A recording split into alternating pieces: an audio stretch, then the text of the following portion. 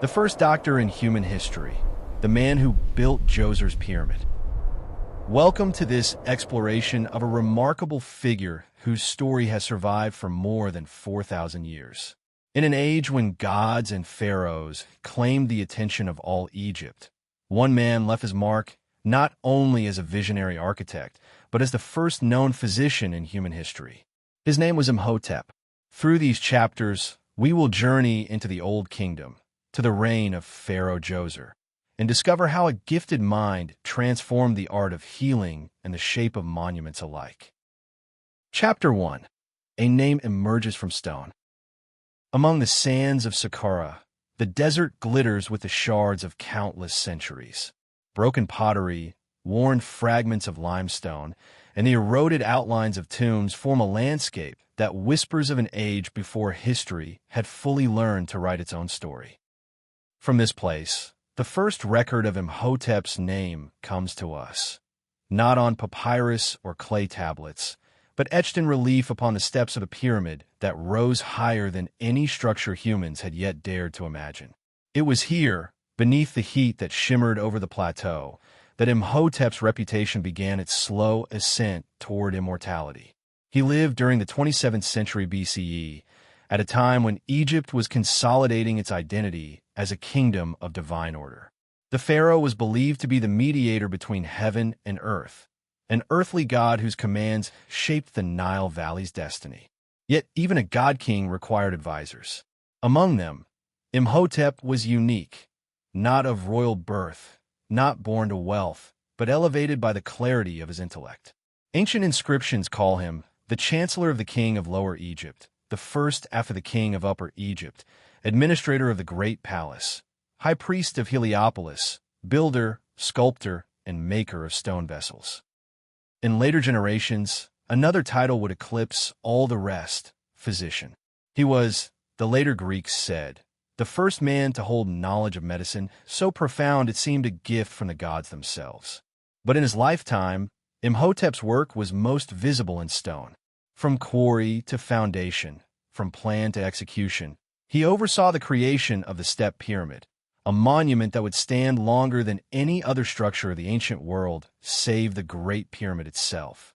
Those who labored under the sun with chisels and levers could not have known that their architect's fame would outlast even the kings he served.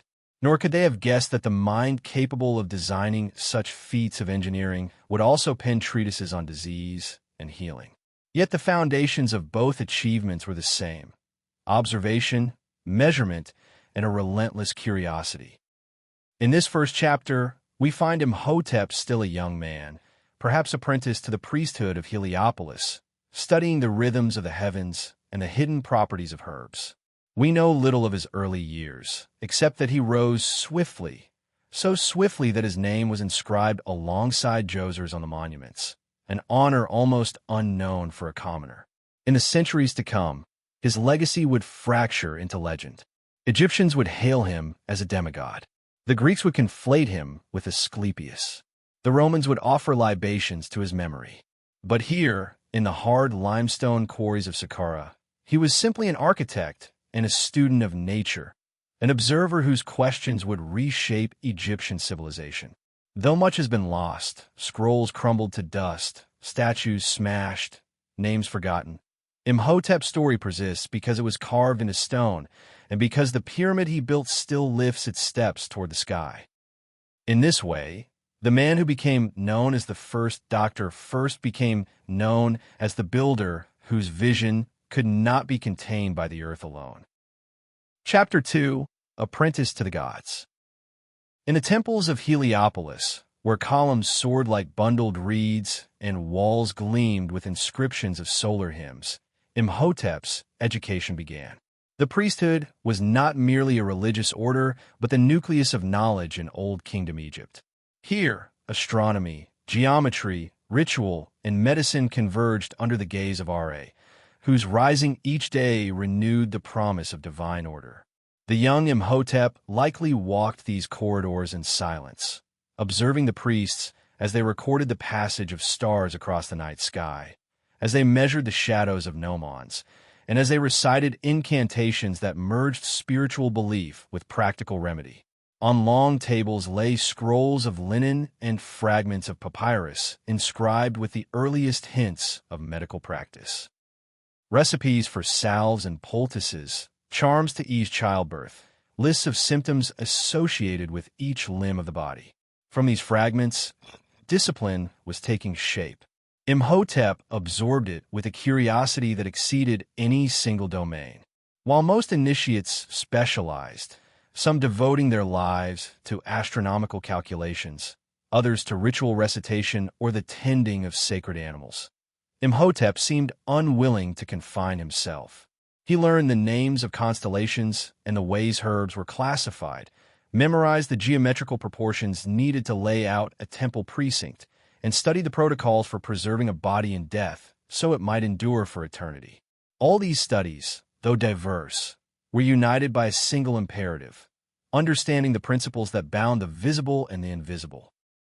Just as the pyramid would one day rise as a stairway between earth and sky, so too Imhotep's mind rose through layers of knowledge, each insight resting on the foundation of the one before it. Even in youth, he demonstrated a talent for applying observation to practical ends. When the priests needed a more precise method for recording the flood levels of the Nile, he devised graduated markers to measure the inundation with greater accuracy. When they debated the alignment of solar temples, he suggested new ways of fixing true north by tracking the circumpolar stars. Such improvements did not merely satisfy intellectual curiosity. They reinforced the kingdom's faith that the king was ruled by Ma'at, the universal balance. If the temples were correctly aligned and the river accurately measured, then harvests would be plentiful and the gods appeased. Imhotep's reputation grew quietly at first.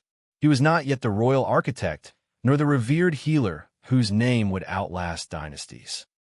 But the scribes who noted these early contributions left hints of his unusual breadth.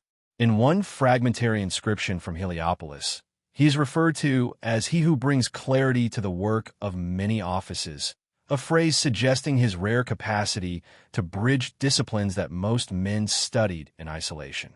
It was in these formative years that he first encountered the ideas that would later define Egyptian medicine. The conviction that disease was not solely a curse of the gods, but also a disturbance of natural processes. Those spiritual explanations remained dominant, incantations and offerings integral to every treatment. Imhotep began to see that observation, classification, and comparison could reveal patterns invisible to untrained eyes. Some illnesses responded to poultices of honey and resin. Others could be alleviated by careful realignment of broken bones. A few, beyond all remedy, were met with solemn rites to ease the transition from life to the afterworld.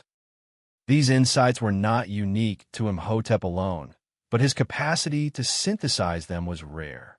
He began to record symptoms and treatments in systematic lists, creating the outlines of a medical approach that would be refined over the following centuries and eventually copied into the medical papyri known today. Though no complete text of his authorship survives, later generations credited him as the progenitor of this tradition. As his skill and reputation spread through Heliopolis, word reached the royal court in Memphis. Pharaoh Djoser, seeking men whose talents might enhance the glory of his reign, summoned Imhotep to join his circle of advisors. For a young man of modest birth, such an invitation was both an honor and a risk. To serve the king meant to shoulder responsibilities that stretched far beyond the safety of temple walls. Yet Imhotep accepted, driven less by ambition than by the same curiosity that had shaped his apprenticeship. He left Heliopolis carrying little more than a small collection of tools, his notes on geometry and medicine, and a mind attuned to the harmonies of heaven and earth. He could not yet have known that the work awaiting him would be unlike any Egypt had attempted, or that his name would one day be spoken as the first in the long line of physicians whose science and art would outlast empires. In that moment, as he set his face toward Memphis, the path ahead was still unwritten, but already the foundations were laid. The knowledge gathered among the priests, the habits of precise measurement, the discipline of recording observations. These would all find their culmination in the project that would define his life. A pyramid that would rise from the limestone plain, a monument to the union of engineering and faith, and a testament to the mind of the man who conceived it. Chapter 3. The Court of Djoser. When Imhotep arrived at Memphis, he entered a world of ceremony and ambition. The royal court, nested along the banks of the Nile, was the beating heart of Egypt's power. Here, decisions that shaped the lives of millions were issued behind cedar doors. Here, every gesture carried significance. Every word weighed for its consequences. Pharaoh Djoser, second king of Egypt's third dynasty, ruled at a moment when the Old Kingdom was consolidating both territory and ideology. In Djoser's reign, the divine nature of kingship became more than tradition. It became doctrine. The king was not merely the chosen of the gods. He was Horus made flesh, the living mediator who alone could secure the cycle of inundation, harvest, and renewal. In this atmosphere, architecture was not simply functional. It was a declaration of cosmic order. The temples and palaces were built as extensions of divine will, their proportions meant to reflect the harmonies of heaven. Among Djoser's greatest ambitions was to erect a funerary complex so unprecedented in scale that it would guarantee his immortality in the afterlife. The project would demand every skill Egypt possessed: engineering, artistry, logistics, and ritual knowledge woven into a single endeavor. Imhotep entered this crucible not as a nobleman, but as a commoner elevated by talent. Though he lacked the birthright that typically gave access to royal favor, his mastery of geometry and astronomy had reached the pharaoh's ear. In an age when status often outweighed merit, his appointment as chief architect and vizier was extraordinary. In this position, he would coordinate the work of thousands. Quarrymen who cut limestone from cliffs near Tura, boatmen who ferried the blocks across the Nile, craftsmen who shaped and set each piece in place, and priests who consecrated the site with offerings and incantations. He began by surveying the Saqqara Plateau, a wind-scoured expanse already studded with tombs of earlier nobles. From this vantage, he envisioned something that no Egyptian had attempted: a series of mastabas, flat-roofed tombs, stacked in diminishing tiers to form a stepped pyramid that climbed toward the sky. The design was radical. Until then, all monumental tombs were simple rectangles. No one had conceived of building a structure whose very form evoked ascent, a stairway uniting earth and the realm of the gods. To make this vision real, Imhotep marshaled resources on a scale unprecedented in Egyptian history. He ordered limestone quarried in great quantities, its pale blocks contrasting with the mud brick that had previously defined royal architecture. He directed surveyors to establish perfect alignments along cardinal points, ensuring that the complex mirrored the cosmic order.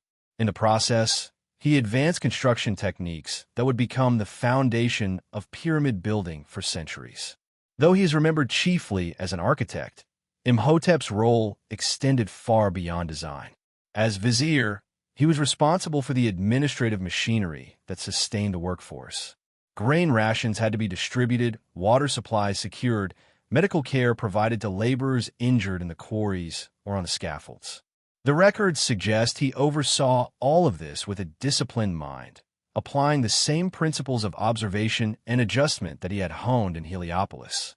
Here, in the daily work of administration, his interest in healing became more than scholarly curiosity. Laborers brought injuries, fractured limbs, crushed fingers, heat stroke, and Imhotep's facility with both medicine and logistics was invaluable. Though few specifics survive, tradition holds that he organized a rudimentary system of treatment, combining poultices, splints, and spiritual incantations.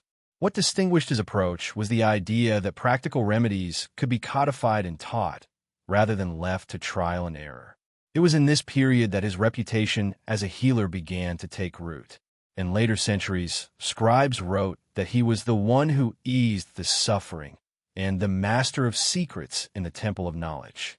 Though such titles carry the embellishments of legend, They hint at a figure who did not see healing and architecture as separate pursuits, but as complementary expressions of Ma'at, the universal balance of order over chaos.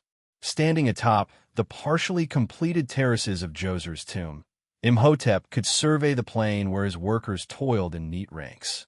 Each block placed, each ramp extended, each offering performed at the appointed hour was part of a system he orchestrated. Yet the work was not merely logistical.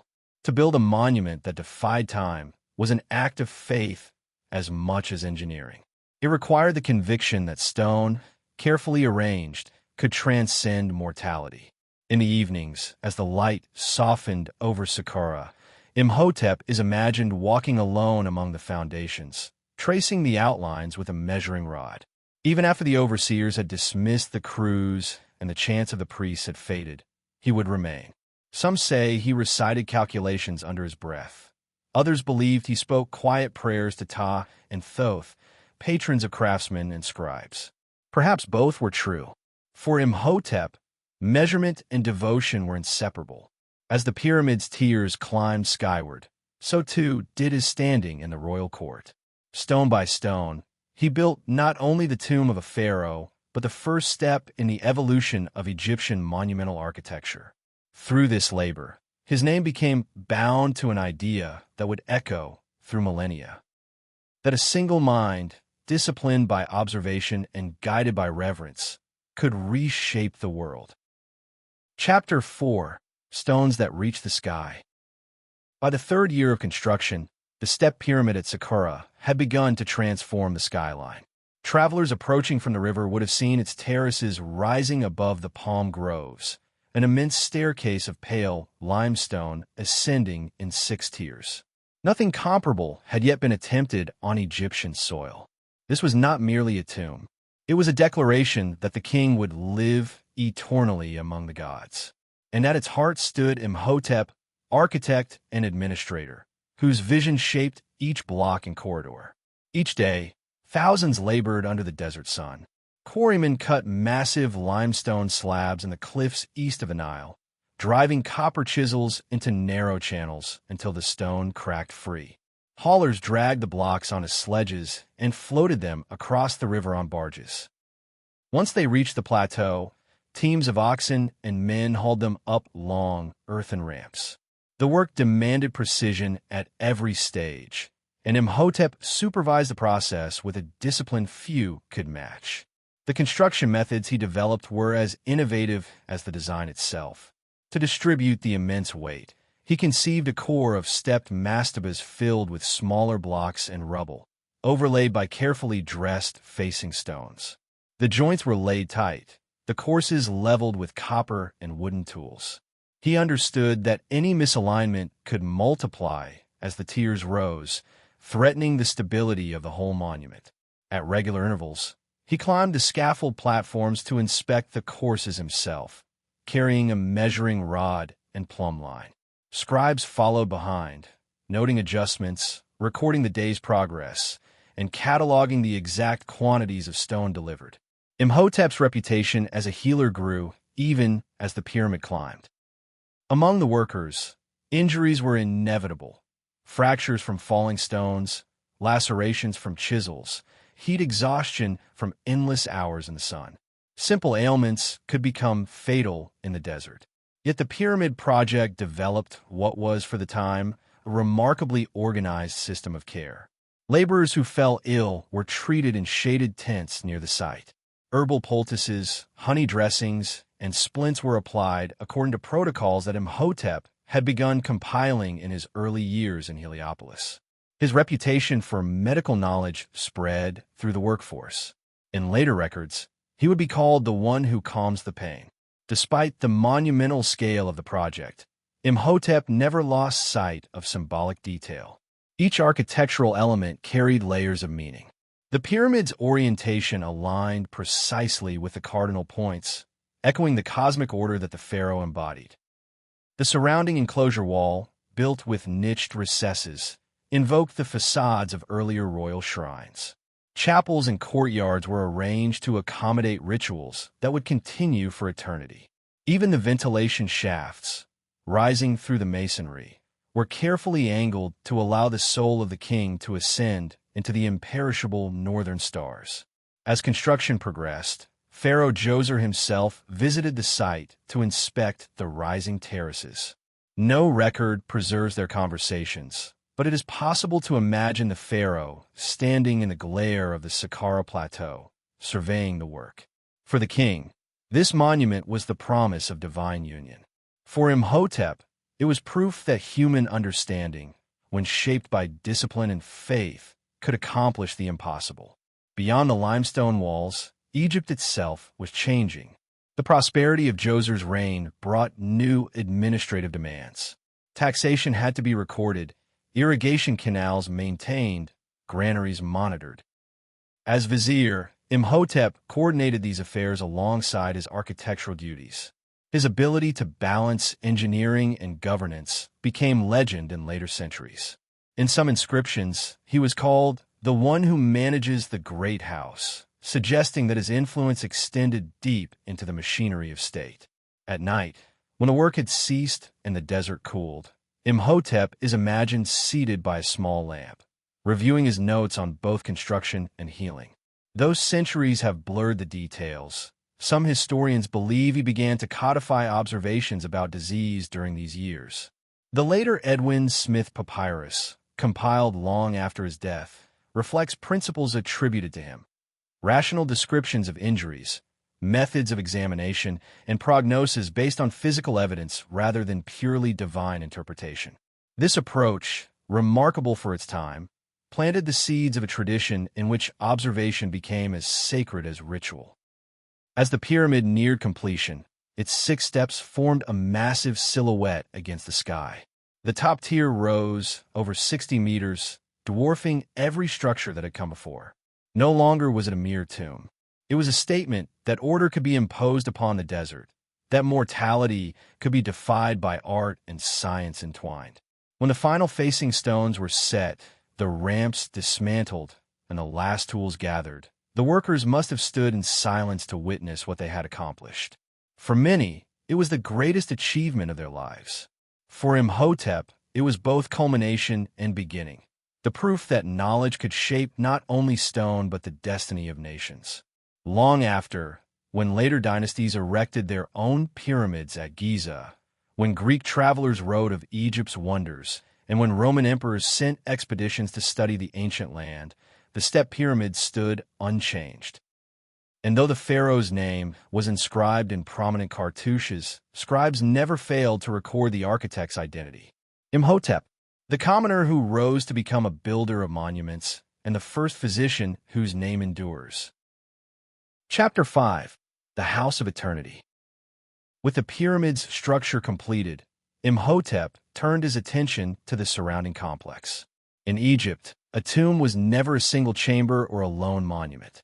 It was a vast precinct designed to sustain the spirit forever. The Egyptians called it the House of Eternity, a domain where ritual offerings, prayers, and sacred processions nourished the Ka, the vital essence of the deceased. Imhotep designed the enclosure wall first, encircling the pyramid with an imposing boundary more than 10 meters high. Constructed of fine limestone, its surface gleamed under the desert sun. The wall was pierced with 14 gates, though only one was functional. The others were false doors, symbolic threshold for the spirit to pass freely between worlds. Even in architecture, Imhotep wove layers of meaning. To the living, the walls defined a sacred precinct.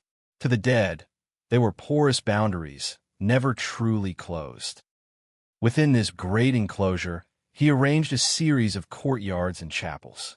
Along the eastern side, colonnaded halls led to small shrines, their walls carved with niches to hold offerings. Here, priests would bring bread, beer, and incense, reciting the litanies that sustained Djoser's soul. Each structure adhered to precise alignments and proportions. Nothing was left to chance. Every measurement was set according to principles Imhotep had refined, ratios derived from earlier mastabas, but now scaled to a grandeur no one had imagined. One of the most remarkable innovations was the hypostyle hall, with its rows of limestone columns carved to resemble bundled reeds. Though stone, they evoke the ephemeral materials of early shrines, papyrus stalks, and woven mats, transformed into permanence. These columns supported a roof of massive lintels, creating a dim, cool space that must have felt both solemn and otherworldly. It was here that priests purified themselves before entering the inner sanctuaries. To the west of the pyramid, Imhotep built the said festival court, an expansive courtyard flanked by dummy chapels. The said festival was a jubilee ceremony, traditionally held in the 30th year of a pharaoh's reign to renew his divine vigor. In life, Djoser would walk between the chapels to perform symbolic rites of kingship. In death, his spirit would repeat the circuit for eternity. This fusion of ritual and architecture lay at the heart of Imhotep's genius. The pyramid itself contained intricate passageways and chambers. A descending corridor led to a granite-lined burial vault, sealed with massive plugs. Around it, galleries were filled with alabaster vessels, clay ceilings, and offerings meant to sustain the king. The walls bore inscriptions of royal names and titles, but also simple lists of goods, grain, linen, oils. Imhotep understood that immortality required both the grand gesture and the practical provision.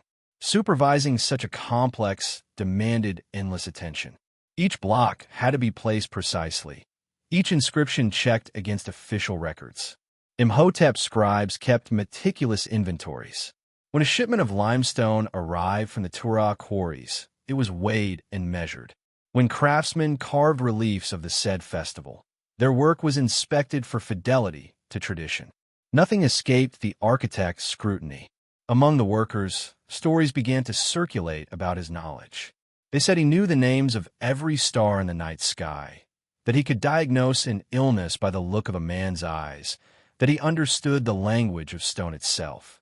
Such tales grew in the telling, but they carried a kernel of truth. Imhotep's mind encompassed more than any single discipline. He was not content to master building alone. He studied the cycles of the heavens, the properties of herbs, the patterns of disease. Each field informed the others, forming a vision in which observation and faith were never at odds.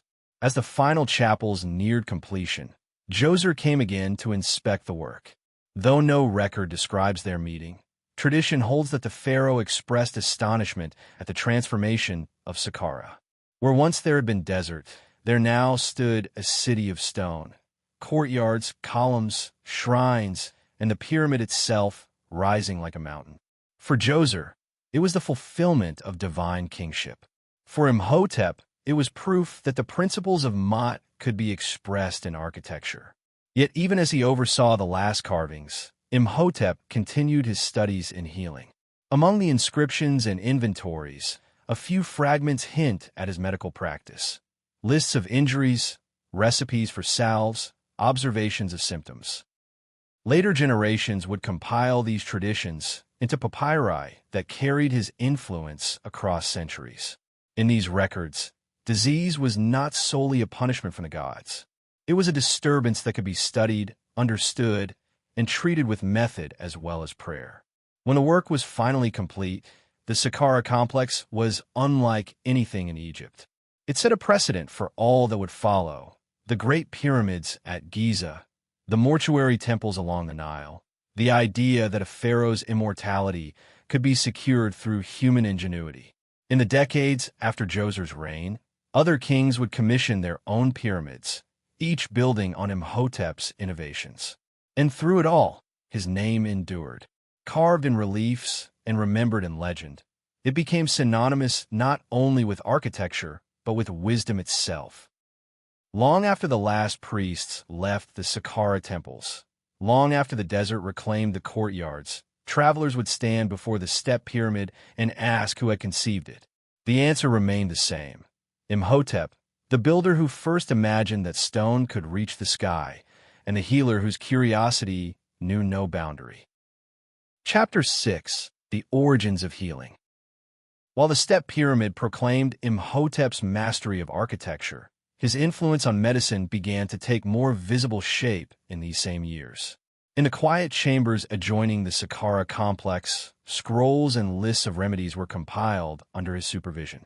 Though later centuries would attribute entire treatises to him, some undoubtedly exaggerated, the fragments that survive point to a careful, empirical spirit. In Egypt, healing was inseparable from religion. Illness was often seen as a manifestation of divine displeasure or the work of malicious forces. Incantations, amulets, and ritual purification were integral parts of treatment. Yet alongside these traditions, a more observational approach was emerging.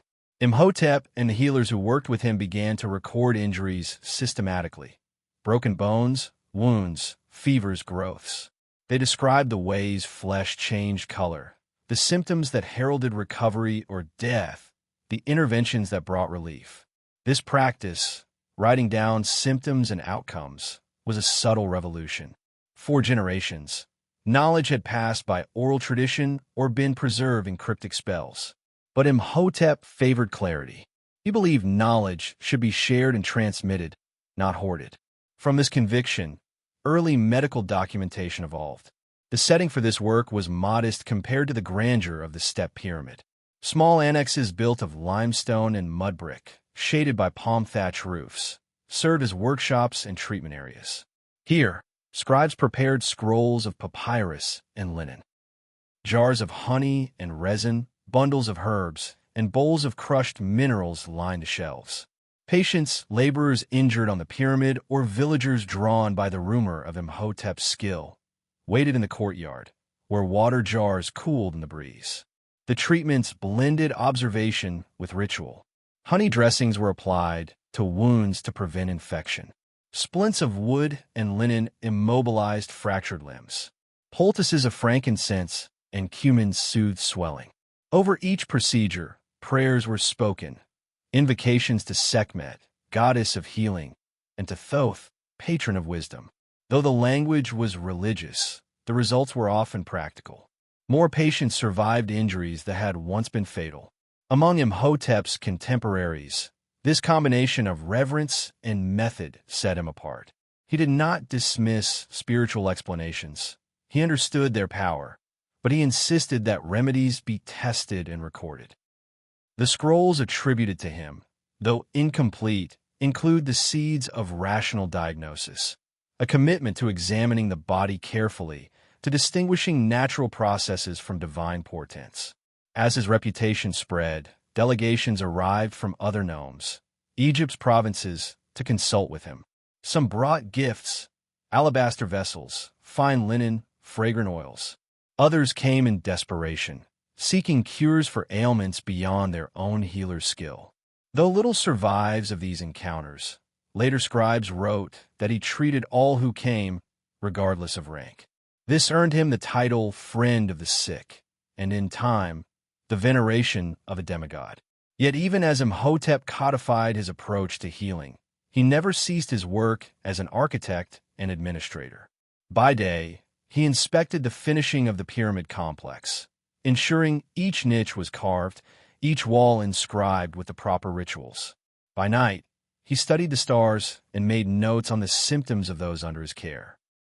To later generations, it seemed impossible that one man could contain so many disciplines. Yet in Imhotep's mind, they were all part of a single quest to understand and preserve order, whether in the construction of stone or the healing of flesh. Some scholars believe that during this period, Imhotep also began composing hymns and instructions for scribes. A fragmentary inscription found at Saqqara refers to words for the instruction of the young, suggesting he mentored apprentices not only in engineering, but in the principles of observation and record-keeping. The influence of this teaching would echo long after his lifetime, shaping the Egyptian tradition of medicine that culminated in later papyri. One of the most remarkable aspects of Imhotep's legacy was the way it transcended the limits of his era. In a world where most knowledge was confined to narrow domains, astronomy, architecture, healing, he bridged them all. The same mind that devised the geometry of step terraces also devised the first protocols for medical care. The same hands that traced measurements on limestone recorded the treatments that alleviated suffering. This was why, centuries later, the Greeks who encountered Egyptian temples would compare Imhotep to their own god of medicine, Asclepius. To them, he seemed not merely a brilliant mortal, but a figure of divine inspiration.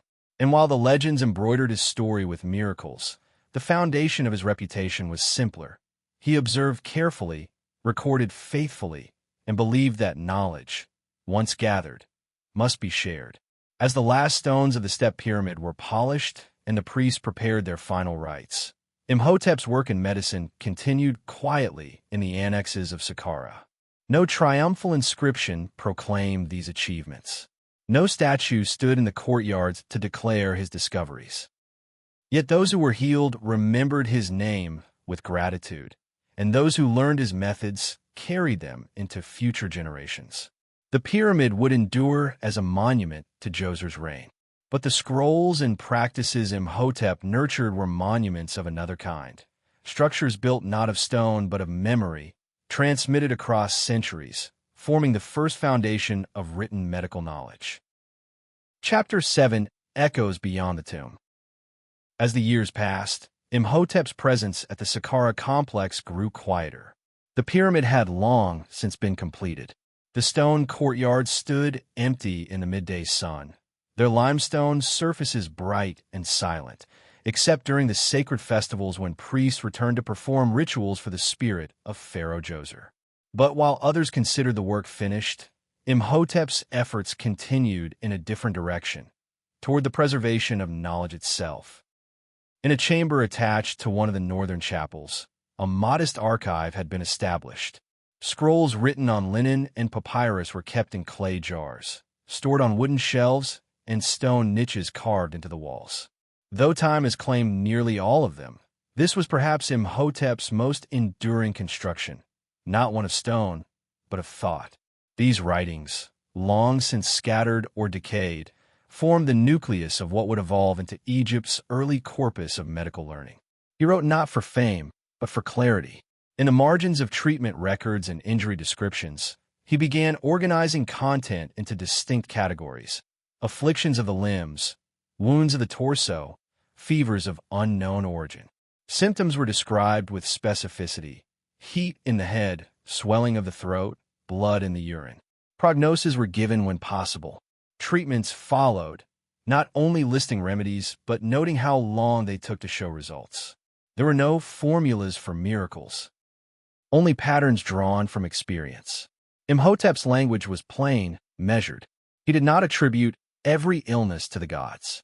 He acknowledged the role of unseen forces, yes, but emphasized what could be observed with the senses, measured by the hand, weighed on a balance. This was a revolutionary stance. In a culture where the divine explained nearly everything, Imhotep allowed for the idea that the body was a system and that understanding its nature might allow intervention before the final breath escaped. He was not alone in this. Other priest-physicians existed, and temple libraries across Egypt held fragmentary knowledge of healing. But Imhotep's contribution was synthesis.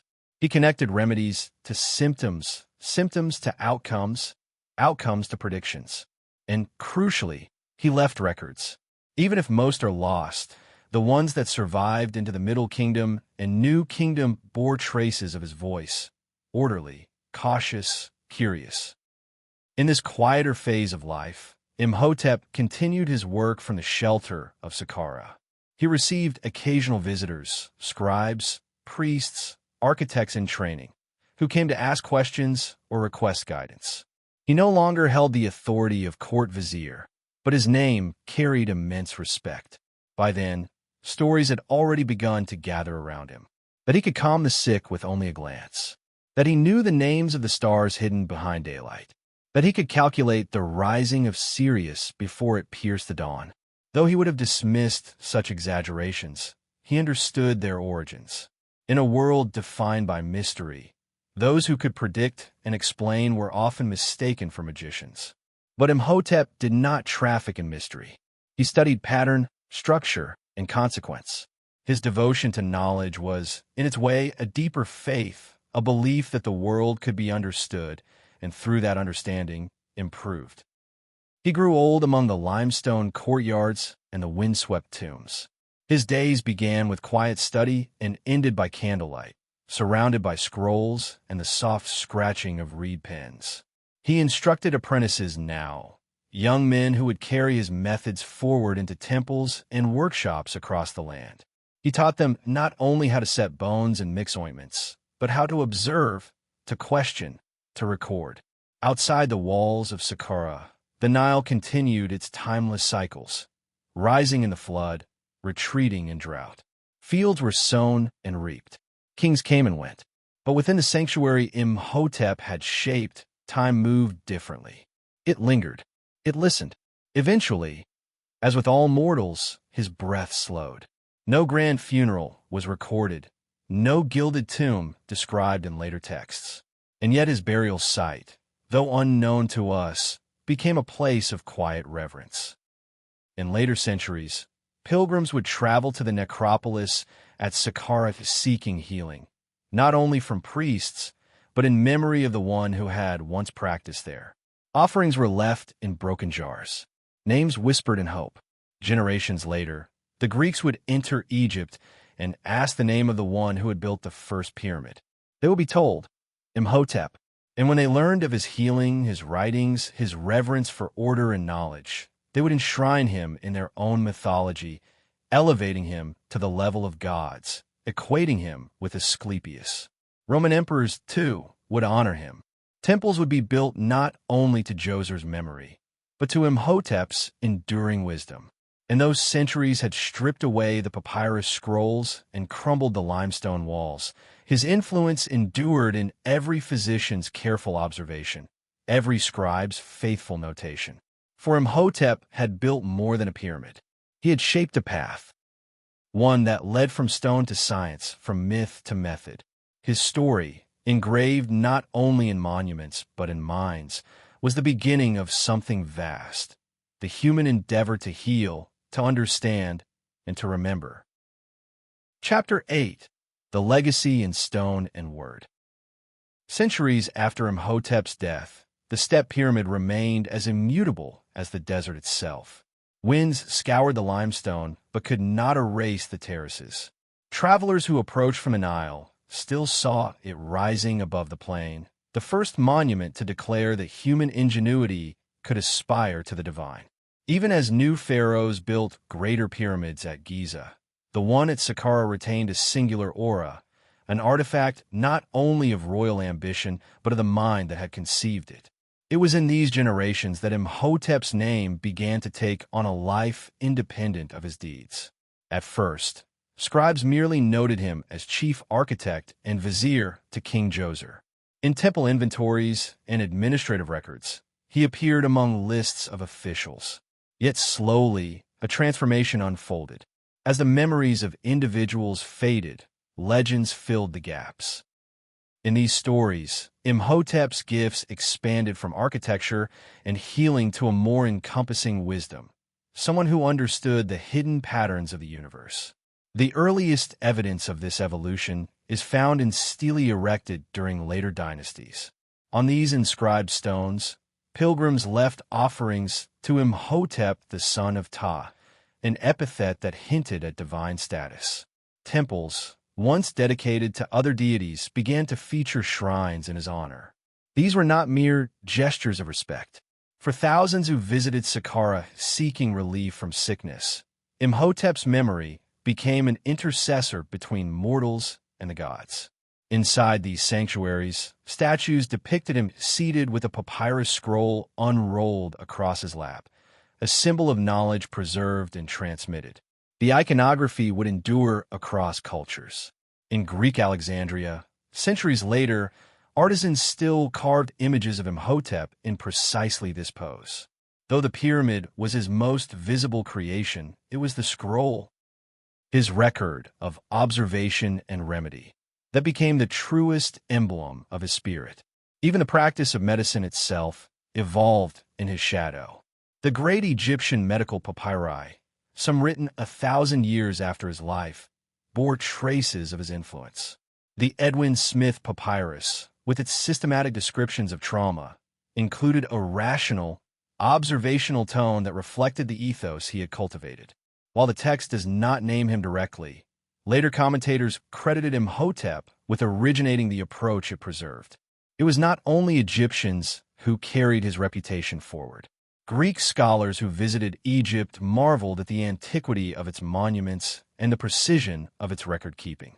When they encountered stories of a builder-physician whose knowledge transcended disciplines, they found a familiar figure. In their own tradition, Asclepius embodied the art of healing and Daedalus the art of construction. Imhotep seemed to contain both. Thus, they assimilated him into their pantheon, equating him with Asclepius, god of medicine. This process of mythologizing was gradual. Each generation added details.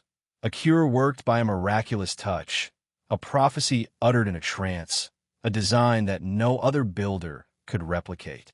Such tales, though embroidered, reflected a deeper truth, that his legacy inspired not merely respect, but wonder. And in a civilization so shaped by tradition, the emergence of a figure who transcended the limits of social rank and professional category was extraordinary. Yet the legends did not obscure the concrete evidence of Imhotep's work. The pyramid at Saqqara remained a benchmark for later constructions. Architects studying its terraces learned lessons in load-bearing structures, in the distribution of weight, in the use of limestone casing. The priests who tended the chapels around the pyramid inherited his example of meticulous record-keeping. And the physicians who read the old scrolls continued to classify ailments, test treatments, and record outcomes, carrying forward the impulse to observe before they invoked the gods. As the centuries unfolded, waves of conquerors came and went. Libyans, Nubians, Assyrians, Persians, Greeks, Romans, all left their traces along the Nile. But amid this flux, the memory of Imhotep endured. During the Ptolemaic period, when Greek rulers adopted Egyptian religious forms to legitimize their rule, they restored temples to Imhotep as a gesture of continuity. At Saqqara, pilgrims from across the Mediterranean basin offered small statues, amulets, and votive inscriptions, all bearing his name. Even in death, Imhotep's legacy bridged boundaries. His story connected the royal ambitions of the Old Kingdom to the cross-cultural exchange of Hellenistic Egypt. It linked the pragmatic craft of the architect with the reverence reserved for healers. It showed that curiosity, discipline, and compassion could shape not only buildings, but the lives of countless people who would never know his face. Some chroniclers of late antiquity claim that his writings survived in hidden repositories, libraries beneath the temples or vaults sealed against the desert's intrusion. Though these claims have never been verified, the idea itself reveals how enduring the hunger was for his wisdom. Even the suggestion that a fragment of his original scrolls might survive inspired pilgrimages, excavations, and dreams of rediscovery. Yet perhaps Imhotep's most profound contribution was neither a text nor a monument. It was the demonstration that knowledge itself could become a kind of immortality, that when carefully recorded, thoughtfully applied, and humbly transmitted, the fruits of one life might nourish thousands long after the heartbeat ceased. As evening settled over Saqqara, shadows stretched across the colonnades he designed. The wind traced familiar paths among the terraces, and in that hush, one could almost believe that the spirit of Imhotep still lingered, watching, measuring, and remembering. Chapter 9. The Physician's Path. Though Imhotep was most renowned as an architect, his legacy as a healer eventually eclipsed even his monumental achievements. This transformation did not happen overnight. It grew gradually, seated in the quiet work he carried out among the injured laborers of Saqqara and the ailing villagers who came seeking relief. Over decades and centuries, his methods would travel far beyond the limestone courtyards. In Imhotep's own lifetime, healing was a vocation that blended practicality with ritual. Incantations and amulets were as common as bandages and splints. Disease was understood partly in terms of imbalance within the body, and partly as the manifestation of divine displeasure or the intrusion of harmful spirits. To heal was to act as both a craftsman and an intercessor. But Imhotep, with his habit of careful observation, began to tilt the balance of this tradition. In the treatment lists that survived through later copies, one senses the emergence of a more systematic approach. Wounds were categorized by their depth and location: cuts, gashes, compound fractures. Fevers were distinguished by accompanying symptoms: chills, delirium, swelling. Remedies were described in measured language. For burns, cool compresses and honey dressings. For swelling, poultices of cumin and frankincense. For infection, cleansing with beer and resin. Each instruction carried an implicit philosophy that the body's afflictions were not random, but patterns that could be studied, understood, and sometimes reversed. The Edwin Smith Papyrus, compiled centuries after his death, exemplifies this spirit. Though not written by Imhotep himself, its structured approach to trauma and treatment echoes his influence. The text begins each case with observation, followed by diagnosis and prognosis. At no point does it abandon reverence for the gods, yet insists on describing what can be seen and felt. It is a bridge between tradition and inquiry, and in that bridge, Imhotep's presence can be sensed. Beyond his medical writings, his reputation as a healer grew through word of mouth. Generations of workers who survived injuries attributed their recovery to his knowledge. Scribes who copied his prescriptions preserved not just the words, but the memory of the man who first committed them to record. By the Middle Kingdom, when the cult of Imhotep began to take formal shape, pilgrims already regarded him as a figure whose wisdom could heal beyond death. Temples dedicated in his honor often included small chambers where supplicants left offerings: bread, beer, tiny figurines of limbs in need of healing. In Saqqara and later in Thebes, inscriptions reveal prayers addressed directly to Imhotep, asking for intervention in matters of the body and spirit. The healers attached to these temples were known to study what they called the Words of Imhotep, a collection of instructions and aphorisms compiled by later generations. This transmission of knowledge, imperfect, fragmentary, yet persistent, allowed his methods to become a foundation for Egyptian medicine. In the training of new physicians, observation and recording remained essential. When a scribe learned to document a case, he was echoing Imhotep's earliest records. When a priest-physician consulted an index of symptoms, he was working within the framework Imhotep had devised.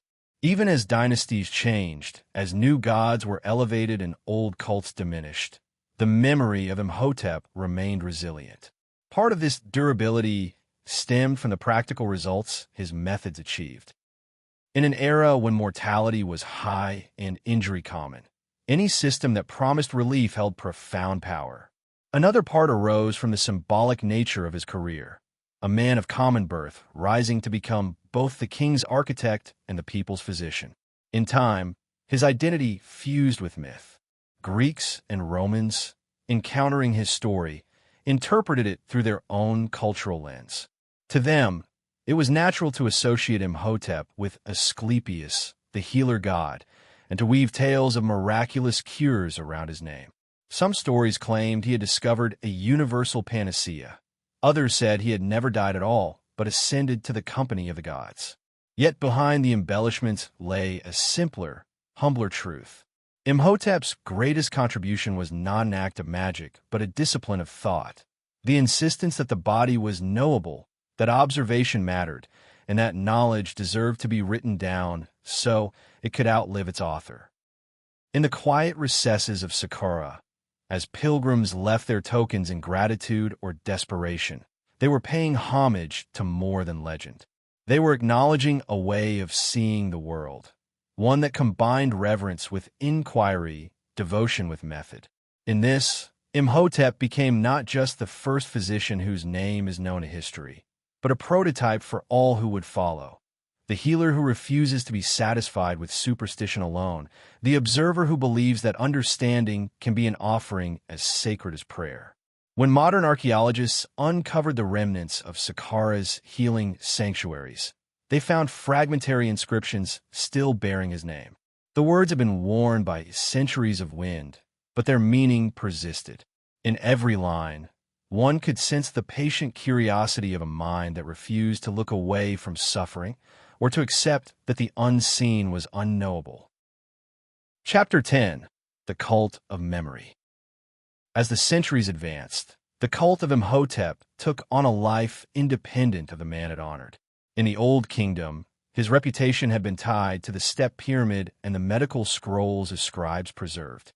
By the late period, his name had transcended history and settled into a form of veneration rare among mortals. He was no longer merely remembered, he was invoked. At Saqqara, a healing sanctuary grew near the great enclosure wall. It began simply, a small chapel where offerings were left by the sick and their families.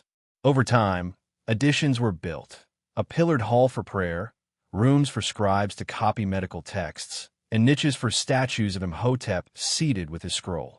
These sanctuaries became the nucleus of his cult, attracting pilgrims from across Egypt. Those who traveled to Saqqara came with ailments and hopes. Some suffered injuries from field work or quarrying. Others arrived with chronic complaints. Blindness, fevers, swellings that had defied other treatments. They brought small tokens, clay models of afflicted limbs, figurines of children, fragments of linen inscribed with prayers. Each was an expression of faith that the healer architect, though long dead, might intercede. Inside the sanctuary, priests offered rituals that blended the practical and the symbolic. They recited litanies calling on Imhotep to lend his wisdom. They applied poultices and ointments to those in need.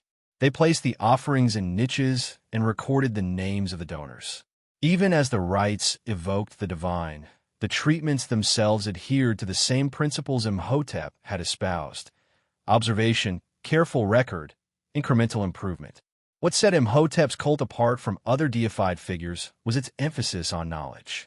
In the temple precinct, young scribes were trained to read and copy medical treatises. Among the surviving inscriptions are references to the words of Imhotep, a compendium of advice and case studies that served as a foundation for Egypt's physician-priests. Though the original scrolls did not endure the millennia intact, their content was transmitted through generations of adaptation. Other centers of worship appeared in Memphis, Thebes, and eventually in the Delta. Wherever a shrine was established, it reflected two essential traits: a space for healing and a space for study. Patients lay in shaded courtyards while novices learned to recite diagnostic formulas. In this, the cult of Imhotep functioned as both sanctuary and school. In the Ptolemaic period, Greek settlers and Egyptian priests often merged their traditions. They recognized in Imhotep a figure who resembled their own Asclepius, and temples were built that honored both.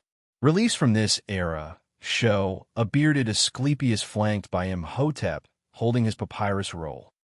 Pilgrims left inscriptions in both Greek and Demotic script, asking for relief from pain and offering thanks when it came. Some of these inscriptions survive, carved into limestone stele. One reads simply, "I came to the house of Imhotep in my affliction. I slept within his temple. In a dream, he showed me a cure. When I awoke, I was whole." This motif, divine guidance through dreams, became common in the healing cults of the Mediterranean world. Though impossible to verify, the power of such experiences was undeniable. They gave structure to hope and framed recovery as an act of grace. Yet beneath the rituals and dreams, the reality remained practical. The priests maintained pharmacies stocked with herbs, oils, and resins. They trained apprentices to set fractures, clean wounds, and mix remedies. In this, Imhotep's legacy preserved the core of his method, never separating devotion from action. Over time, his reputation grew to such a height that later historians struggled to distinguish fact from embellishment. Greek scholars wrote of him as a philosopher and mathematician. Roman travelers described him as the discoverer of nearly every art. Even when they exaggerated, the consensus was clear: Imhotep represented the ideal of learned benevolence.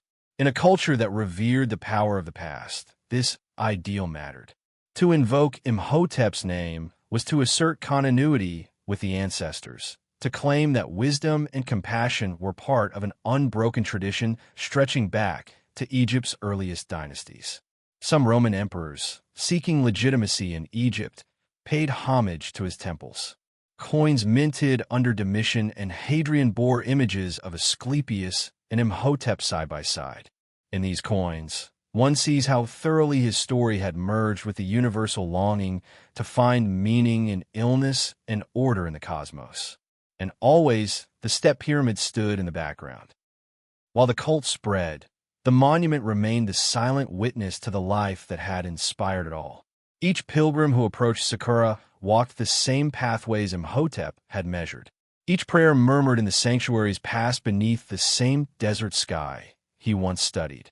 The permanence of stone and the fragility of papyrus were reconciled in his example. Knowledge as a structure, built to outlast the frailties of flesh. In the quiet of the temple halls, amid incense and the whisper of reed pens, the cult of memory became its own kind of immortality, an enduring testament to a man who believed that understanding was sacred. Chapter 11. The Scholar's Inheritance. By the dawn of the Roman era in Egypt, Imhotep's legacy had become woven into the intellectual identity of the land. Scholars who studied medicine, architecture, and the ordering of the cosmos looked to his example as a point of origin. In Alexandria, where Greek and Egyptian learning mingled in vast libraries, his name appeared in catalogs of early sages, sometimes simply as the Egyptian, sometimes as Imhotep, a Hellenized form that suggested both familiarity and reverence. To these later scholars, Imhotep was not merely a historical figure. He was a symbol of something larger, the possibility that human beings, by disciplined inquiry, could make sense of a world governed by both order and mystery. In this way, he came to occupy a place alongside the greatest figures of antiquity, Thales, Pythagoras, Hippocrates, each associated with the birth of a tradition that outlived them. In the medical schools of Alexandria, texts were copied and compared. Physicians debated the relative merits of Egyptian, Greek, and Roman remedies. Though no intact medical papyrus authored by Imhotep survived, fragments of recipes, diagnoses, and anatomical observations were attributed to him. Some were clearly the work of later generations, refined over time. Yet the scribes who transcribed them insisted they reflected his method, careful observation, methodical record-keeping, and humility before the unknown. Among the most remarkable testaments to this inheritance was the persistence of an idea, that medicine could be both sacred and rational. The temples dedicated to Imhotep were among the few places in the ancient world where the sick could receive structured treatment rather than mere incantation. There, the priests of healing preserved knowledge alongside ritual. They maintained lists of proven remedies, experimented with new combinations of herbs, and recorded their successes and failures. In an age when many ailments were left to fate, this was revolutionary. Greek physicians visiting Egypt often remarked on the pragmatism of these practices. They saw in Imhotep's legacy something they recognized: the conviction that learning must serve the well-being of the community. Even Galen, the Roman physician whose writings defined medical understanding for centuries, acknowledged that the Egyptian approach to treatment was rooted in older, systematic traditions. Meanwhile, in the deserts beyond Memphis, Saqqara remained a place of pilgrimage. The sanctuary where Imhotep had once worked became known as a locus of dreams. Pilgrims who arrived with injuries or chronic pain would sleep in the precincts, hoping for a vision of the deified healer offering instruction. The inscriptions left by these visitors describe encounters that blurred the line between spiritual and empirical care. In my sleep, he showed me the herb, bright green, that I must grind with honey. When I woke, I sought it, and my fever passed. Such accounts reveal how seamlessly Imhotep's image bridged the old Egyptian worldview and the new syncretic faiths. He was not a distant god on a golden throne. He was the wise physician, the learned scribe, the builder who understood how to bind materials into a stable form. In his memory, the healing of the body and the healing of uncertainty became the same act. Even the Roman administrators recognized the power of his cult. They allowed it to flourish under imperial oversight, seeing in it a unifying symbol that lent continuity to Egypt's ancient identity. Coins continued to bear his image alongside Asclepius. Pilgrims from as far as Anatolia and Cyrene brought their votive gifts, small terracotta models of hands, eyes, and ears, tokens of the human longing to be restored. At the same time, the architectural achievements that had first established Imhotep's fame remained part of Egypt's instructional canon. Builders studied the step pyramid not merely as an object of devotion, but as a technical triumph.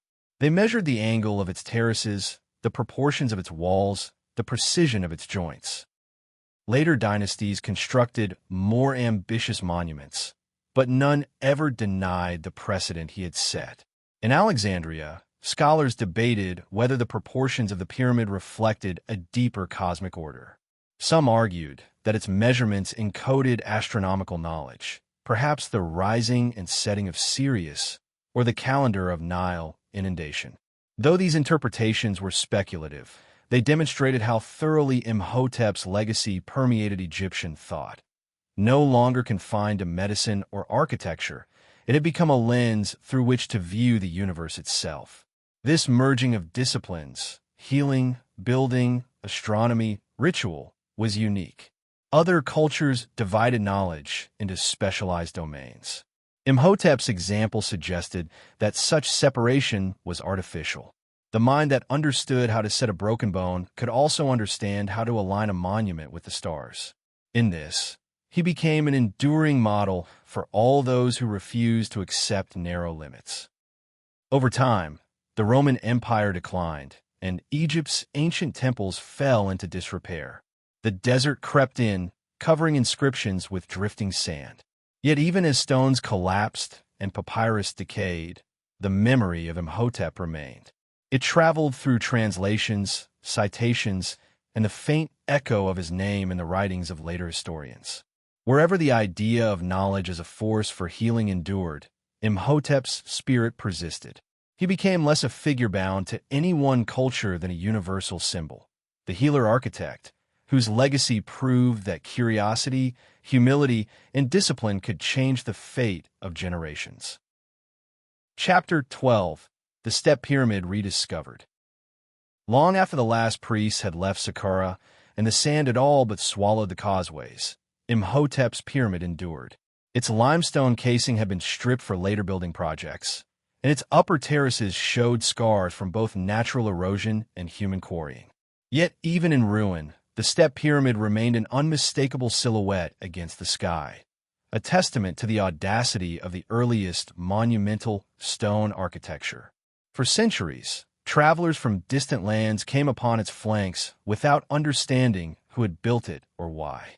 Greek visitors in the Hellenistic period recorded it as an ancient wonder, older even than the pyramids of Giza. Roman geographers described it in their inventories of curiosities. When Arab chroniclers wrote of Egypt's antiquities, they called it the Lesser Pyramid to distinguish it from the colossal tombs farther north. But its true significance remained obscure, folded into legend and half-remembered chronicles. It was only in the modern era, when archaeology emerged as a disciplined science, that Imhotep's work would be revealed anew. The 19th century explorers who surveyed Saqqara did so in the spirit of Enlightenment curiosity. They brought measuring tapes, sketchbooks, and an ambition to catalog what the ancients had left behind. For them, the step pyramid was no mere curiosity. It was evidence of a lost world of knowledge. Excavations began in earnest in the mid-1800s. European scholars and Egyptian workers labored side by side, removing tons of debris. As walls and corridors were cleared, the complexity of the structure became apparent. Beneath the pyramid lay a labyrinth of tunnels and chambers extending hundreds of meters. Storerooms lined with alcoves, burial shafts descending deep into bedrock. carved panels depicting King Djoser performing rituals. Inscription immergée. Some naming Djoser as the ruler for whom the monument was built. Others referred to the builder himself. Chief of sculptors, chief of builders, high priest of Heliopolis, Imhotep. These inscriptions confirmed what ancient sources had claimed, that the same man who designed the pyramid also held high office and presided over religious rites. The significance of this revelation cannot be overstated. Until that point, no other architect of Egypt's colossal monuments have been named in surviving texts. The builders of Giza, the creators of the colossal temples at Karnak and Luxor, none had left their names carved so plainly beside the pharaohs. Imhotep stood alone in the historical record as a figure whose intellect and administrative skill were recognized by his contemporaries. As the tunnels were mapped and documented, archaeologists discovered stone vessels inscribed with lists of earlier kings, an archive of dynastic memory that would later help scholars reconstruct Egypt's chronology. Even in these records, the impulse to preserve knowledge persisted, echoing the same ideals that guided Imhotep's medical writings. Throughout the 20th century, work at Saqqara continued. Expeditions cleaned and stabilized the pyramid's corridors. Conservation teams worked to protect reliefs and inscriptions from further decay. A new understanding of Imhotep emerged, not as a shadowy figure remembered only in legend, but as a historical individual whose work defined an era. In the museums of Cairo and Europe, the artifacts recovered from Saqqara came to embody this rediscovery. Small statuettes showed Imhotep seated with a papyrus scroll across his lap, just as pilgrims had imagined him for millennia. Models of the step pyramid, made from limestone or faience, reminded visitors that architecture was once the means by which knowledge became durable. As these discoveries filtered into public awareness, they revived interest in Imhotep's broader contributions. Historians revisited the ancient medical papyri to look for traces of his method. Architects studied the proportions of the step pyramid to understand how its terraces supported their own weight. Egyptologists translated and retranslated the inscriptions, searching for nuances that might clarify the man behind the legend. Yet even with all this new evidence, many questions remained unanswered. No complete manuscript authored by Imhotep survived. The full range of his teachings was lost to fire, time, and the erosion of fragile papyrus. But what remained was enough to glimpse his spirit, a conviction that human inquiry could chart a path through uncertainty, and that knowledge deserved to be preserved even when its maker was gone. In modern Egypt, Saqqara is once again a place of pilgrimage, though the visitors are now scholars, students, and travelers rather than supplicants seeking cures. They come to stand in the shadow of the first pyramid, to walk the same corridors that once echoed with the footsteps of scribes and builders.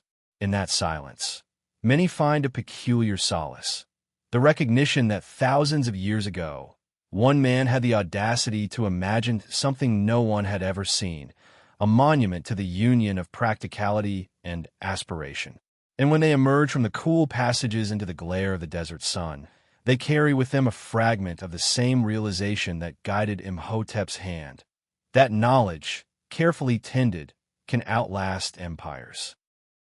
Chapter 13. The Echo in Medicine. As Egypt's ancient temples slipped into ruin and their rituals fell silent, Imhotep's legacy in medicine proved harder to erase. While the step pyramid endured as a landmark, the subtler traces of his methods seeped into other cultures, carried by fragments of papyrus, translations, and the stories of travelers. Over generations, these echoes transformed into the groundwork of medical knowledge far beyond the Nile Valley. Even in antiquity, scholars recognized that Egyptian medicine was among the most advanced in the Mediterranean. Greek writers from Herodotus to Pliny the Elder remarked on Egypt's systematic treatments, on the care with which diseases were categorized and outcomes recorded.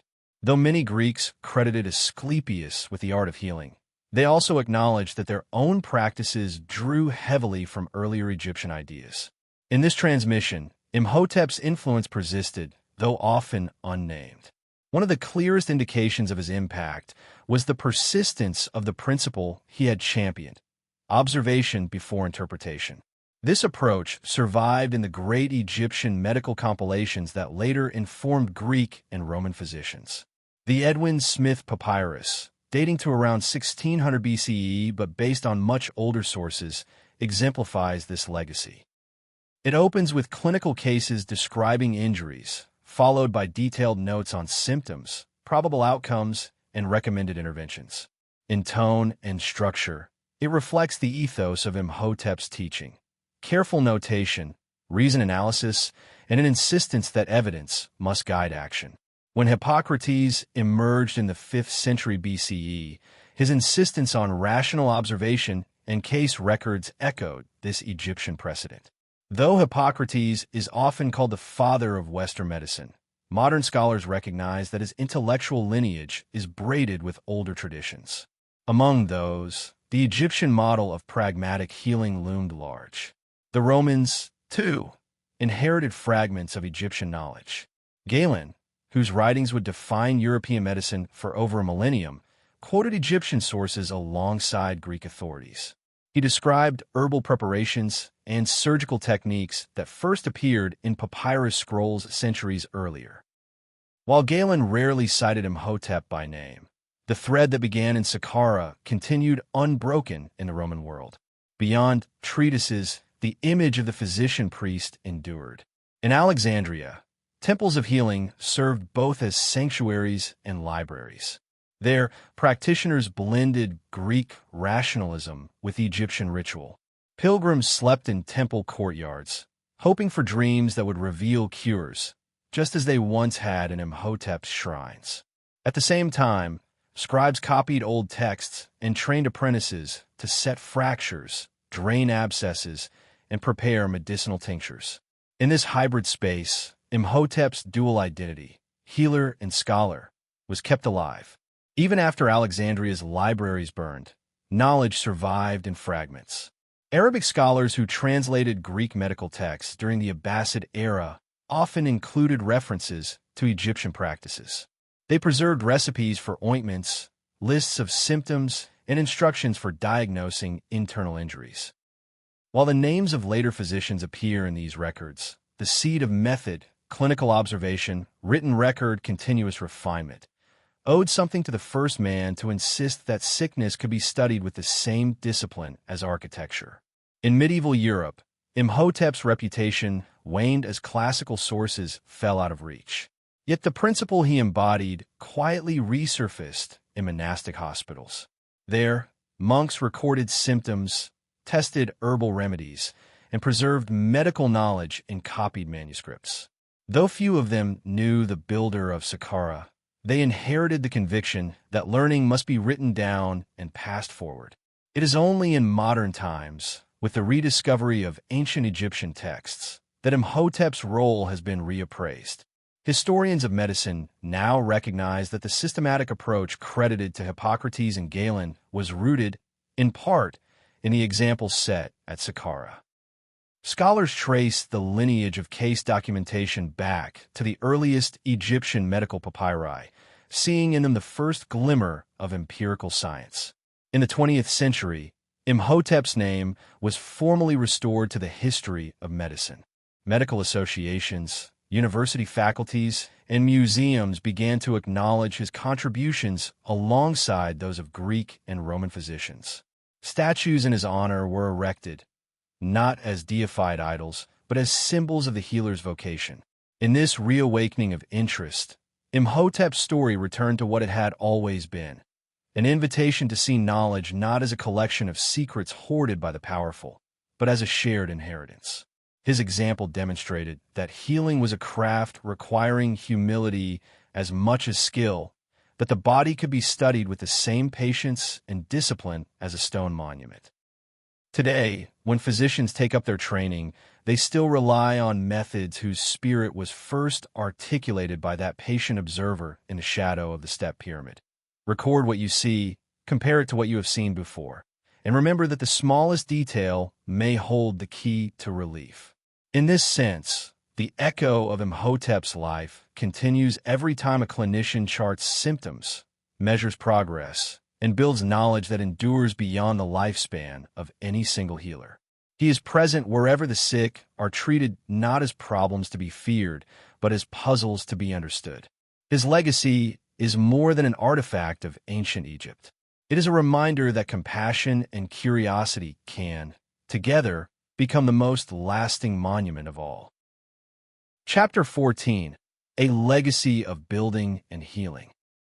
As the modern world pieced together the fragments of Imhotep's story, historians began to understand the depth of his influence, which reached far beyond his own time and land. His example had always been more than the sum of the stone and papyrus he left behind. It was a model of how knowledge, carefully cultivated, could reshape society itself. In ancient Egypt, to build was to serve the gods. Every monumental structure was both a statement of royal authority and a gesture of piety. Yet in Imhotep's hands, architecture took on an added dimension. It became a discipline of observation and innovation, akin to the healing arts he also practiced. This merging of practical skill with spiritual purpose was unique even in a civilization famous for combining religion with daily life. Generations after Imhotep's death, architects continued to refer to the step pyramid as the wellspring of their craft. Its terrace design provided a blueprint for all later pyramids, including the most famous at Giza. The underlying concept, that smaller mastabas could be layered to create something far greater, was revolutionary. In this sense, the monument was both a product of its era and a harbinger of what Egyptian builders would accomplish in the centuries that followed.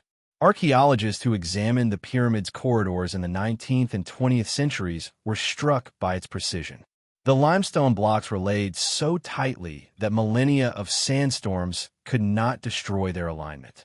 The passageways were engineered to channel both air and light, maintaining a stable environment for the offerings and the king's remains. Such attention to detail was not merely aesthetic. It reflected a mindset that saw every problem, be it structural weakness or human illness, as something that could be studied, understood, and resolved. This mindset is what most clearly unites Imhotep's architectural and medical work. In both, he started with what could be observed. He recorded each step, tested each procedure, refined his approach until he found solutions that would endure. To the builders who inherited his plans, this was an invitation to innovate rather than to imitate blindly.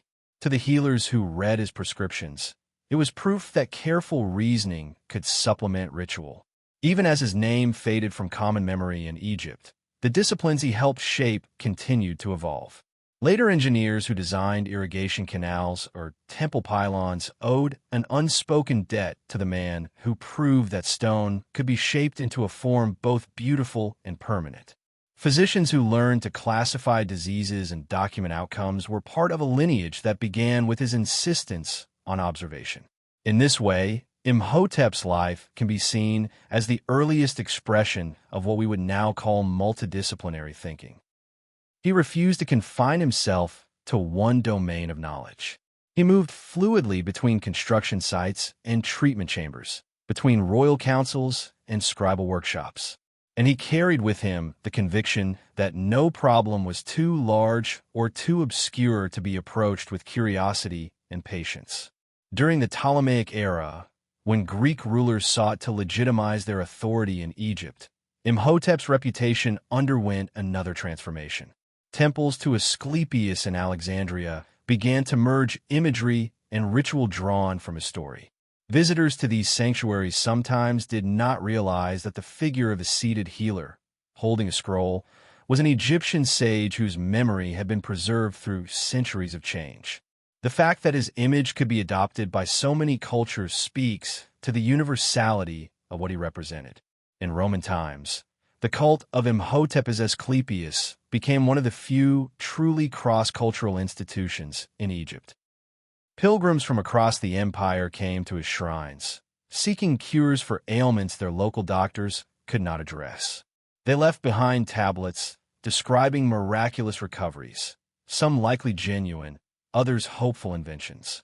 But even the most improbable tale carried an undercurrent of truth. People believed in Imhotep because he had once combined knowledge with compassion. Modern scholars, sifting through these layers of myth and testimony, have found in Imhotep a symbol for the most humane impulses of ancient civilization. He was not merely a servant of the state or a priest of ritual. He was a figure who embodied the possibility that learning could be directed toward the alleviation of suffering, and that every question, no matter how daunting, deserved an answer rooted in evidence. In contemporary Egypt, this legacy has been re-embraced. Universities and hospitals bear his name. Statues of Imhotep stand in medical faculties, not as objects of worship, but as reminders that the quest to heal has ancient and honorable roots. Some scholars have suggested that the rediscovery of his contributions offers a needed corrective to the popular narratives that credit only Greek or Roman figures with the birth of scientific inquiry.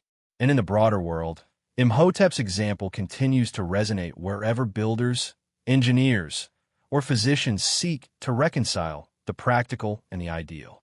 His life demonstrates that curiosity is not a modern invention, but a birthright of humanity itself. That the same mind could design a monument to house the spirit of a king and devise a remedy to soothe a farmer's wound. At Saqqara, the step pyramid remains a monument to this union. Tourists stand in its shadow, reading plaques that describe the innovations of its builder. Few fully grasp that the same man who imagined these massive terraces also once bent over simple scrolls, recording fevers and fractures with the same diligence. Yet this is precisely the wonder of Imhotep's legacy.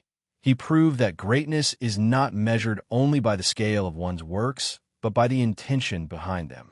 In the fading light of the desert, the pyramid takes on a burnished glow. The wind moves over its steps like a whispered litany.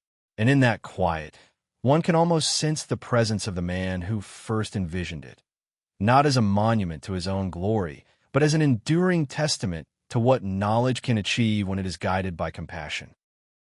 Chapter 15. The Enduring Testament.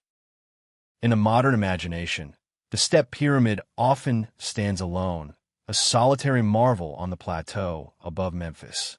Yet those who study its foundations know it was never an isolated achievement. It was the culmination of a lifetime spent gathering knowledge, an idea that stone, ritual, and healing could all be woven into a single purpose. For Imhotep, architecture was inseparable from medicine. Both were acts of ordering the world, of transforming fear and chaos into something stable and comprehensible. When modern archaeologists finally cleared the subterranean galleries beneath the pyramid, they found a labyrinth that was as intricate as any cathedral. The walls were lined with over 40,000 stone vessels, many inscribed with the names of kings who reigned centuries before Djoser. These relics were deliberate gestures to the past, reminders that continuity itself was sacred. Imhotep had understood that the power of a monument was not only in its height, but in its connection to memory. Above ground, the pyramid's tiered silhouette inspired centuries of emulation. Later pharaohs expanded upon its design, refining the slope until smooth-sided pyramids became the defining shape of Egyptian kingship. Yet none who built after him forgot whose innovation first made such feats possible.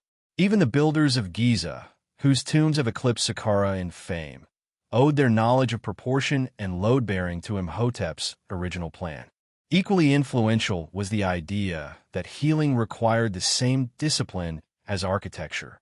From the earliest records, we see Imhotep treating the human body as a system governed by patterns. His instructions, preserved in fragments and recopied across dynasties, insisted that ailments must be described precisely, their courses observed, and their remedies tested. That conviction, simple in principle, radical in an age when sickness was so often attributed to spirits alone, became the cornerstone of scientific medicine. In the temples that grew up around his cult, the duality of his legacy was made explicit. Pilgrims approached as patients and as seekers of wisdom. They carried offerings for relief from pain and offerings for enlightenment. Clay models of limbs rested beside votive tablets, thanking him for inspiration. The priests who tended these shrines read aloud the words attributed to Imhotep, reminding their listeners that knowledge and faith were not rivals but partners. As time passed, this message proved more durable than any single text. Even when libraries burned and scripts evolved, even when invasions toppled dynasties, the idea remained that to heal was an obligation, that to record one's findings was a duty, and that to build, whether a monument or a method, was an act of devotion. The Hellenistic scholars who made Alexandria the intellectual capital of the Mediterranean inherited this spirit. Though their philosophies were Greek, their respect for Egyptian tradition ran deep. They studied the proportions of the step pyramid and copied fragments of medical lore attributed to Imhotep. In their vast libraries, his name survived alongside Aristotle's and Hippocrates, a testament to a culture that had found a way to blend rational inquiry with spiritual purpose.